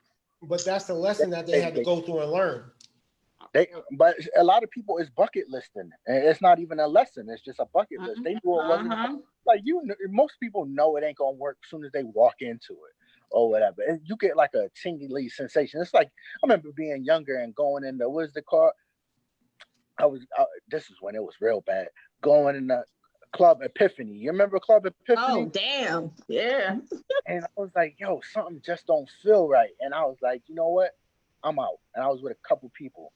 And as soon as I get across the street, all you hear is guns are blazing. Mm-hmm. So a lot of times, like our instincts that tell us like something is wrong, but you know, we'll Do we override, listen? like system override, like, and then something Mm-hmm. happens, then like like your instincts never really go wrong. It's just you be like, oh well, you know, they not really that bad, even though you know that person cancerous is gonna be cancerous for you.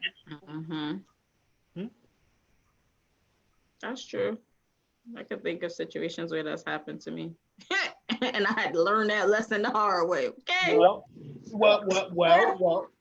a lot of stuff happens to us, so we can learn those lessons. I get it, but I think we could go deep into that next week. Like, what lessons have we learned, and have we really learned them? Because if we don't learn them, we are doomed to repeat them over and over and over again. Yeah, I mean, but a lot of lessons are avoidable. True. That's okay. No. If the lessons was avoidable, it wouldn't come across because you wouldn't need it. That's almost like saying you're walking down the street and you see like a pothole. You're gonna step over that pothole if you know what it's gonna do. Mm-hmm. Okay, so you're not gonna hit it. But if you need that lesson to be like, oh man, this pothole ain't gonna be that bad. Boom, and then your tire bust. You needed to hit that pothole because you got a little bit too lackadaisical. Well, A lot of times in relationships, people come across just so we can learn that lesson. yeah, I mean, you could say that, but you know, at the end of the day, yes, I get where you're coming from. Where, you know, people come along, so you know, or events happen, so then you learn from it. But like to prevent something is better than having to go through it. Like that's always going to be a trump card. Like if you know the possibility or whatever, you know, if it's a dog over a fence and the dog got a foaming mouth or whatever, and somebody dare you to go across it, it's more of a. I think people just have more of a inquisitive, like they want to know. People want to know: is it really that bad? Is that person really like that? Like, because there's plenty of women out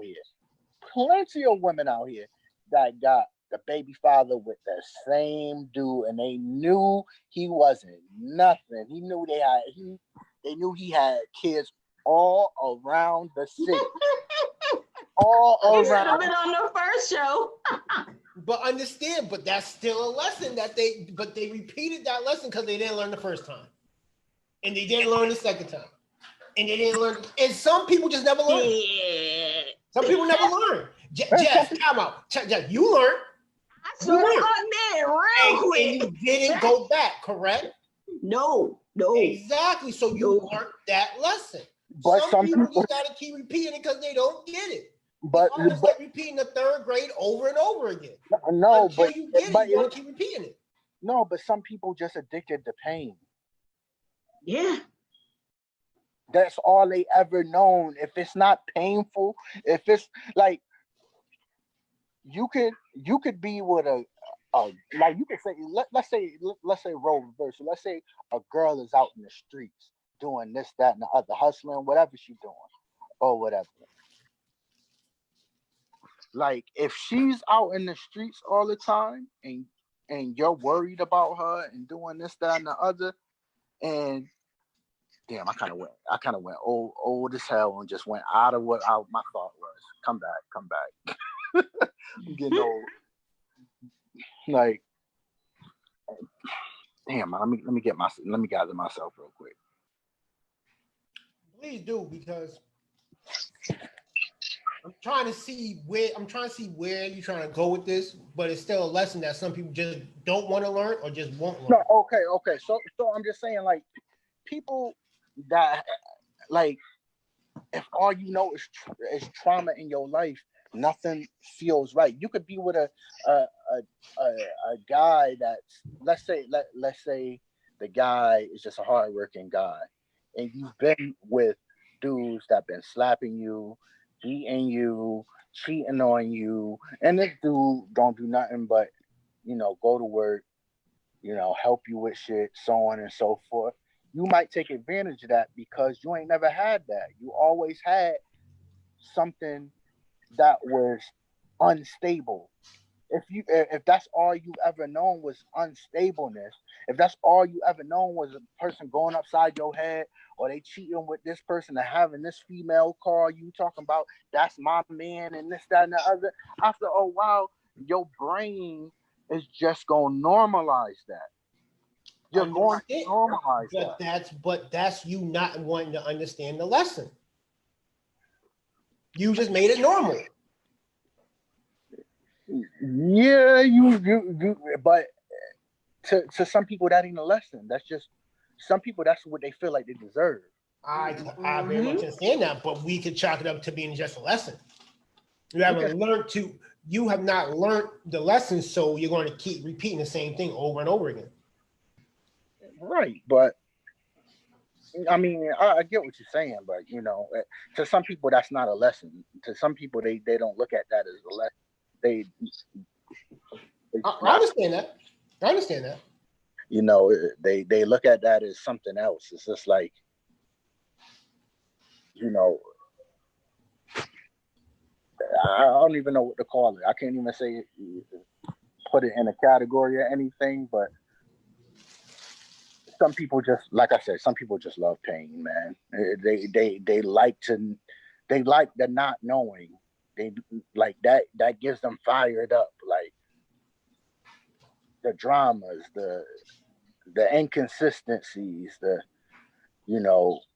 That's they normal. That's all they normal. know. That's all they know. That's what I'm saying. That's all they know. They don't know nothing else or whatever. So is it still a lesson if that's their normal anyway? I mean, there's a lesson in it, but they'll never see it, or sometimes some people just refuse to see it. But that's what like when we were talking when Clyde wasn't there, that's a part of the sickness. Some people was just born into sickness, so they ain't never been healthy. We all started on a healthy slate, and then whether it be our parents, whether it be family members, whether it be people out on the street, we got sick throughout time, and it's like they poured good and they poured bad, and who's to know what is poured in the person when you fall for them? Because a person can show you to get what they want. They can show you the perfect amount of good for you to be like, damn, how many people be in a honeymoon stage be like, damn, where this person been all my life? Mm-hmm. We're gonna talk about that next week too. And then soon as they get what they want, like I be like, oh shit, what's this? Yeah, like I used to have this rule, like Clyde is known about my rule. Like I used to say, I have to date you for a year or whatever. I used to say that to be. I have to date you for a year. The reason why is because you can't hide who you are throughout a whole year. Your natural self is going to come out. It's not going to. It's very hard for somebody to just stay in that honeymoon stage. The real dramas and the real BS or whatever, it's going to show its face. Now, either I can deal with it or I don't deal with it. Well, we're gonna talk about that next week. How long is the honeymoon stage? What happens in the honeymoon stage, and what happens after the honeymoon's over? What? How many relationships can really survive after the honeymoon stage? I know you said we're talking about it next week, but the honeymoon stage to me, even though we're not talking about this, it's like heavy right now, but the honeymoon stage is the biggest illusion in the relationship. Well, Hey, that's something that I think is I'm gonna put it on I'm gonna put it on the Facebook page and see what people say because it's very interesting because some people will just date and get out and get back in just to stay in the honeymoon stage. Of course, because that's a high. It's like getting a like when people say you do coke for the first time or you do an e-pill for the first time, you never get that same high, but you constantly trying to chase for that. Yeah. That's what people keep doing over and over and over again. The experience of something new is always going to trump something that's like it's been there. Like you get a new car or whatever, you get a new car, you love the new car or whatever. Now 2 3 years later, the car is it's still a running car, it still works. Get you to point A to point B. But guess what? That new Q50 came out. That shit looking clean right there. Need that. I need to take a spin in that or whatever. You constantly like a girl that got a shoe fetish. The shoes and the pumps in the heels. They look good when you first bought them. You can't wait to figure out the first outfit you gonna put with them. But after you done wore them, now you looking for a new shoe. True, You true, know. true. So there's a honeymoon stage. We're gonna talk about. We're gonna have a lot of laughable topics next week. Today was very, more serious, but I think next week gonna be a little bit more laughable because I want to talk some more shit. You can't be. Of course Can't. you do. Well, Yeah, absolutely. I said, of course you do. that's what I'm here for, to talk shit. I can't help it. If I, we talk shit, this is exactly what I'm going to do. This show to give relationship options and to talk shit about the other side because we all have the other side. That's why it's her truth, his truth. What is your truth? What is his truth? Because from your perspective is one way, the other perspective is the other way, and then you got the middle. right, but I don't. That's the way the problem is. The middle is like the equator. It's a invisible line. Yeah. There's middle. There's my way and there's your way. Well, we want to have That's just how it looks. It's like I can make, we can make listen. All three of us can make a peanut butter and jelly sandwich, right? But I'm like me personally. I don't like a lot of peanut butter on my sandwich. We gonna all make it 3 different ways. That's exactly why it's a tug of war between the truth. Yeah, but Tug of war. yeah, it's always gonna be tug of war. But how you gonna how you gonna people don't how you gonna have stability in an unstable world? Our world is unstable. So how you stability in something that's already unstable? Well, okay, so I'm gonna leave on this note, which my man Zoe has said. It's almost like you said, how can you live? How can we have successful relationships in a sick society? You can't. You That, can't. that's gonna be the lead on question next week. How can we have successful, prominent relationships in a sick society? Is it gonna work? Is it not gonna work? Because like Jess said she wants to see some figures. Oh, don't worry. When I come next week, I'm doing a lot. The articles coming up. The articles coming up. All my shit, I'll be talking, I'll be having backup. Well, it was just that one particular situation, but yeah, I do like facts. Like, Yeah. if you want to sell me something, I need hard facts first. I understand hard facts, but at the end of the day, like my man TK Kirkland says, enjoy your time. Like when it's your turn, it's your turn. When it's your turn with old girl, enjoy that time with old girl. Because eventually, once everything's like I said, people like something new. Just like dudes, they like something new. You're hitting on shorty for a mad long, you finally get it. That's like a high to a man. Oh, I finally got the draw. This, that, and the other. Now, okay, now she wants something real or whatever. Mm. You want something real, but now I gotta hear all the extra bullshit. Well, But for me to keep getting the draws, I gotta deal with the bullshit or whatever. Even if I don't want to deal with it, I still gotta deal with it. Now, after a while, that chase ain't there no more. But most don't deal with it though. Yeah, they don't deal with. I mean, dudes now they on different realms now. Like, like they on a different type of time. Like, it's like let me have fun with it while I have fun with it because that's why you see people breaking up left and right. I mean,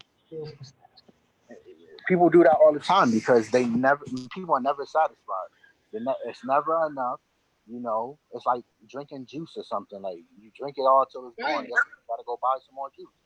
Yeah. But that's things for living in society. Well, we're gonna go because I don't know. I don't even know if I can upload this whole thing. We had a good discussion. If you're watching from Play Black, please like, share, and subscribe to our YouTube channel, to our Facebook group. If you want to be on the discussion next week, please hit either me or my late host Jessica up, and we will try our best Why are you throwing shots at that girl? to get you up. Because she always throwing shots at me. So guess what? The shade's coming right back at you I with swear, yo. earrings, at least 2 pair. Hey! You're always on your bullshit. It's all right. You know how it is. Last night. So thank y'all for being on Her Truth, His Truth. We're gonna come back next Sunday, hopefully just to be on time. And we're gonna talk some more shit. Just Shut up. you wanna say something before we get out of here? No, you know me. I'm plain and simple. Thanks for whoever watched, whoever chimed in, and to the guest. He was actually pretty good to talk to, and they listened to his perspective. So, Thank you. Hopefully see y'all next week. Hopefully we get some more guests on. If you want to be a guest, don't be shy because a couple people I seen pop up, but they be bad shy. They don't be wanting to talk enough. Nah, come in and speak your shit. You ain't gotta be on video. Just come in You here. don't leave me the only girl. You know what I mean? Don't because trust me, because me and Jess go back and forth on a daily basis. On a daily basis. All right. We do. So I hope y'all have a good week. I'm gonna come back to y'all with stimulus updates hopefully tomorrow, but probably not because motherfuckers can't get the shit together. But peace, love, and happiness. We're gonna see y'all at the same time next week. I'm gonna try to between 8 and 8:30. We should be on. All right. So peace, love, and happiness. Hope you have a good weekend. Jess out, and everyone else. Peace.